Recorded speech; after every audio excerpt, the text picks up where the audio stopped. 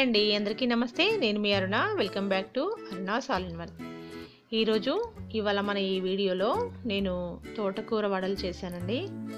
ఇది చాలా simple snack అండి. మనము ఈవినింగ్ స్నాక్గా కానీ మార్నింగ్ బ్రేక్ఫాస్ట్గా కానీ చాలా బాగా యూజ్ అవుతుందండి. మనకి పిల్లలు కూడా చాలా ఇష్టంగా తింటారు. మన పెద్దవాళ్ళకు కూడా బాగా నచ్చుతుందండి. చాలా బాగున్నాయి. సో ఈ రెసిపీని మనము ఇప్పుడు ఎలా చేసుకుందామో చూసేద్దాం. దానికంటే ముందుగా ఎవరైతే మొదటిసారిగా చూస్తున్నారో వారు తప్పకుండా సబ్స్క్రైబ్ చేసి బెల్ బటన్ నొక్కండి. ఇప్పుడు తోటకూర వడలు ఎలా చేసుకోవాలో చూసేద్దామండి.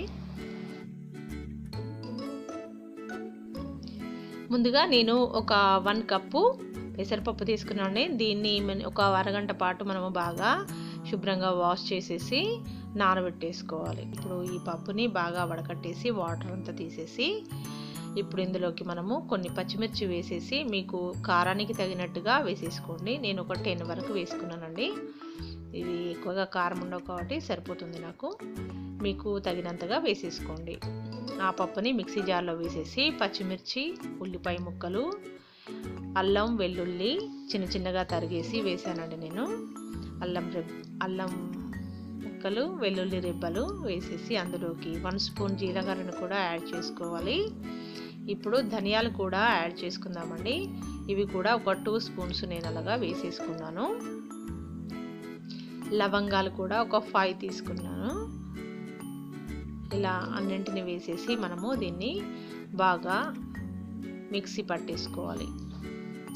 ఇది ఫస్ట్ ట్రిప్ మనము కాస్త పేస్ట్ లాగా చేసేసుకోవాలండి. సెకండ్ టైము కాస్త బరకగా పట్టేసుకున్నామంటే మనకి చాలా బాగుంటుందండి. మొత్తం పేస్ట్ లాగా చేసేసుకుంటే రుచి తెలియదండి.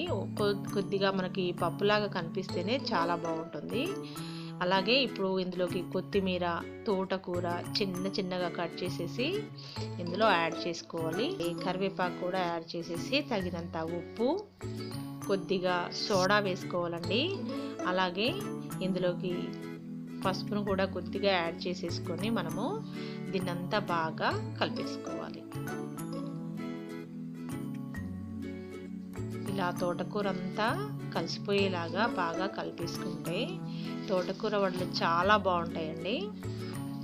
మామూలుగా పప్పుతో వేసుకుంటే మనకు గ్యాస్ ఫామ్ అయ్యే అవకాశం ఎక్కువ ఉంటుందండి. ఇలా తోటకూరను కూడా యాడ్ చేసుకోవడం వల్ల మనకి కాస్త హెల్తీగా కూడా ఉంటుంది.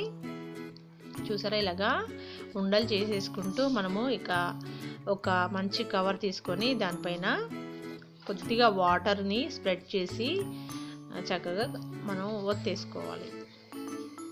ఇలా స్టవ్ ఆన్ చేసేసి కడాయి పెట్టేసి తగినంత డీప్ ఫ్రైకి సరిపడంత ఆయిల్ వేసేసుకొని ఇలా ఒకటొకటి చేసుకుంటూ కాల్చేసుకున్నామంటే మనకి తోటకూర వడలు రెడీ అండి.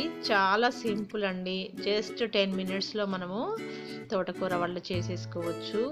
రుచికి రుచి ఉంటుంది, హెల్త్కి హెల్త్ కూడా బాగుంటుందండి. సో ఫ్రెండ్స్, ఈ రెసిపీ కనుక మీకు నచ్చినట్లయితే తప్పకుండా లైక్ చేయండి, షేర్ చేయండి, కామెంట్ చేయండి. అలాగే మీ ఫ్రెండ్స్కి, రిలేటివ్స్కి కూడా షేర్ చేసి కామెంట్ రూపంలో కామెంట్ కూడా చేయండి. Friends, please subscribe. Thanks for watching.